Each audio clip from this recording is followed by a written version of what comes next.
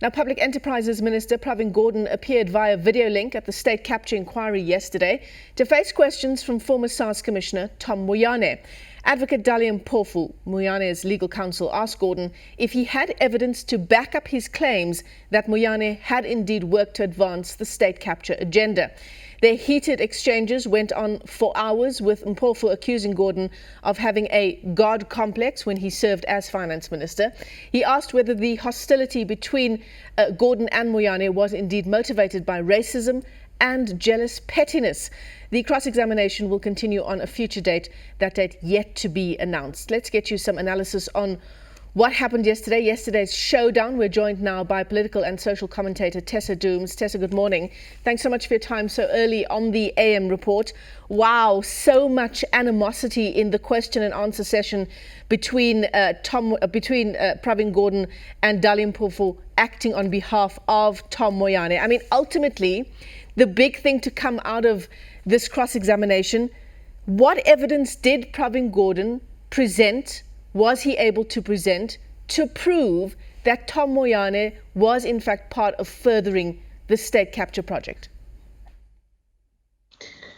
Yeah, I think that was the greatest challenge that Pravin Gordhan faced yesterday, was the inability to really back up the claims that he made in his first sitting at the State Capture Commission against Tom Moyane with actual facts.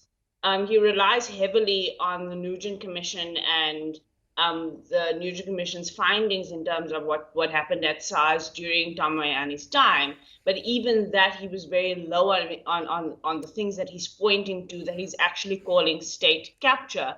And that's besides the claims that he makes very casually, it seems, about collusion with the Hawks and having higher ups that Tom Moyane was reporting to.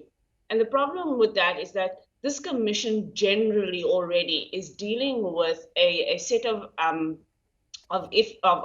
issues and histories and facts where we need to trust the word of the people telling us these stories, because a lot of this is about back dealings and corridor conversations and things that are not going to be put onto record formally anyway. And so you need to be able to come as a witness and actually tell us stories that are credible. And yesterday we did not hear any credible stories coming from Pravin Gordhan. And in fact, what we were exposed to was not only a hostile relationship between a DG and a minister, but a relationship that gave us a sense that as a political figure, Pravin Gordhan believes that he is owed some level of high superior dignity, honor, respect, almost as if we're in a kingship rather than a democracy, simply because he holds the title of minister, when actually he's a public servant, as was Tom Moyane at the time. Yeah.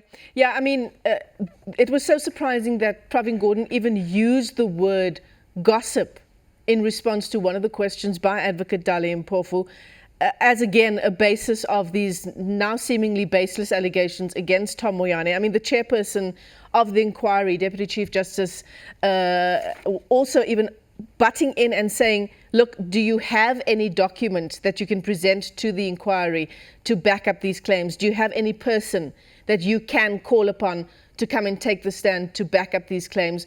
To which he replied, that he would search his memory and come back to the commission. Yeah, I think that was one of the most shocking moments of the day, the use of the word gossip, and then the refuting of the use of the word gossip, and then a concession that if he had said gossip, then it was probably true that it was gossip. And again, we're not expecting that state capture commission witnesses always come with evidentiary facts that are written on paper. We understand the nature of this political arena that state capture was happening in. But at minimum, you need to be able to present a compelling set of first-hand accounts of what you have seen and what you've experienced as state capture. And where Pravin Gordhan fell even more short was that he couldn't seem to define state capture. He seemed to be conflating state capture with insubordination, conflating state capture with incompetence, conflating state capture with general disregard or for the rules. And state capture is about more than that. It is about being able to show that people were not just doing things wrong, but they were doing it to further very particular interests of their own, of other people who were trying to use the state machinery. And Pravin Gordhan just fell very short of the bar that has generally been quite a wide and lenient bar in the State Capturing Commission. I mean, what does this say to us about the scope of the commission, the incredibly massive job that it has trying to unravel the state capture machinery, and how much will actually come out of it when it's meant to present that final report in February? I mean, it looks at the moment like an impossible task to pin down the state capture project, to hold people responsible, to say, you did this, you did that, because we know how this works, don't we? I mean, if you were involved in the state capture project, you probably weren't getting massive deposits into your bank account, for example. We know the definition of state capture is the repurposing of state machinery, and that happens often in meetings, in agreements behind closed doors. I mean, do you feel sort of as depressed about the state capture inquiry as yesterday perhaps made us all feel?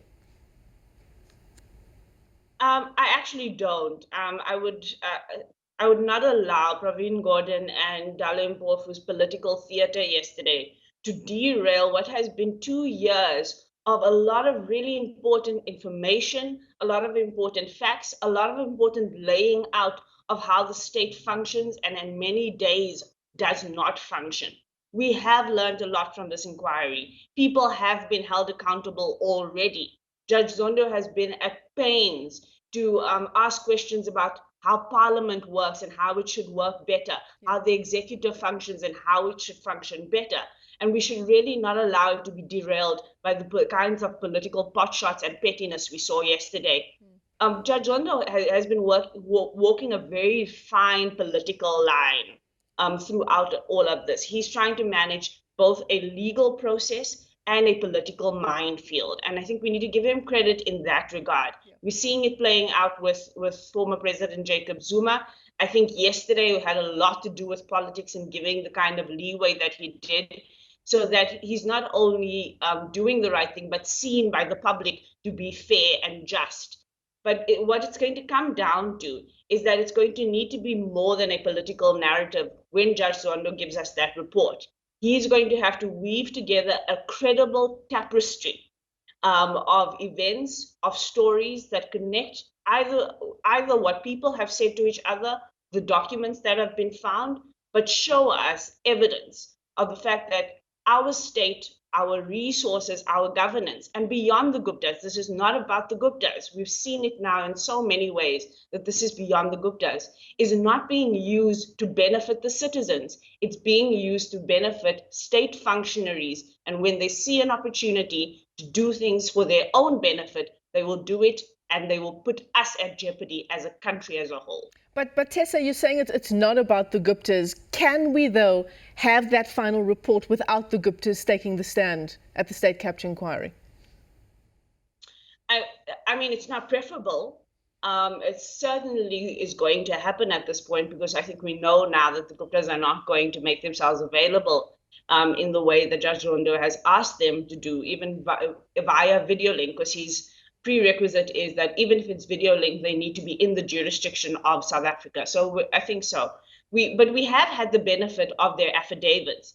And even there, they have been able to present their side of the story. I mean, I think of the Fakey mentor testimony that fell apart at the hands of Gupta affidavits that really showed that her testimony lacked credibility. So I think the Guptas have had an opportunity to at least give us some version of events from their side. I wish that they would give us more. I think it would be important to do so. But I do think that the one thing President Jacob Zuma did very well when he set up the parameters of the inquiry, when he set up the terms of reference, is that he gave us more than to look at.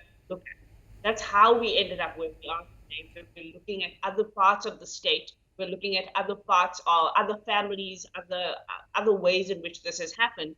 And I think we need to appreciate that if we don't have the Guptas in shackles after this, there are still many things that we have learned from this commission. There's still many ways in which we can use it, if we choose to as a country, to actually fix our country, get accountability, and get our politics out of the picture, or out of the spotlight, and put governance back at the center. Yeah, absolutely. And people back in the centre there as well. Tessa Dooms, as always, a pleasure talking to you. Thanks so much for your time this morning on the AM Report as we continue to try and make sense of what unfolded yesterday. Hours of cross-examination at the state capture inquiry.